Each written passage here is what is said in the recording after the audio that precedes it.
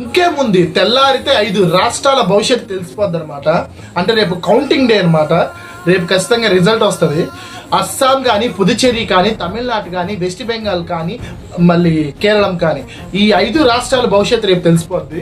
తమిళనాడులో అయితే విజయకి ఖచ్చితంగా విజయం అనేది వరిస్తుంది అని చెప్పేసి అంటున్నారు. అంటే ఎగ్జిట్ పోల్స్ వచ్చినాయి అనమాట.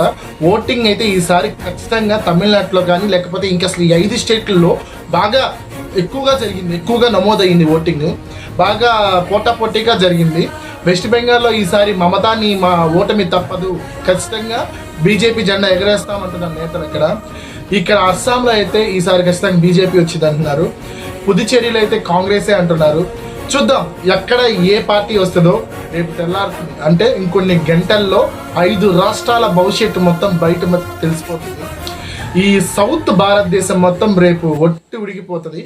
అంటే జాగా పోటాపోటీగా జరుగుతున్నాయి అనమాట. బెట్టింగ్లు అయితే బాగా జరుగుతున్నాయి. మీరేమనుకుంటున్నారు? సెంటర్లో ఖచ్చితంగా ఈసారి బీజేపీ వస్తుందా లేకపోతే కాంగ్రెస్ వస్తుందా? ఏదో కింద కామెంట్ చేయండి, ఈ వీడియో షేర్ చేయండి. ఇంకొక విషయం చెప్తున్నా, గుర్తుపెట్టుకోండి, పొలిటికల్స్ అనేది ఖచ్చితంగా తెలుసుకోవాలి. దేనికంటే మనం బతుకుతుంది భారతదేశంలో ఒక డెమోక్రసీ సిస్టంలో.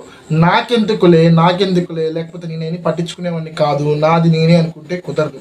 రాజ్యాంగం తెలుసుకోవాలి, రాజ్యాంగంలో ఉన్న శిక్షలు కానీ, రాజ్యాంగంలో ఉన్న రూల్స్ కానీ తెలుసుకోవాలి. అలా ఉంటేనే నిన్ను ఎవడు ఏం చేయలేడు. ఓకేనా? ఈ వీడియో షేర్ చేయి.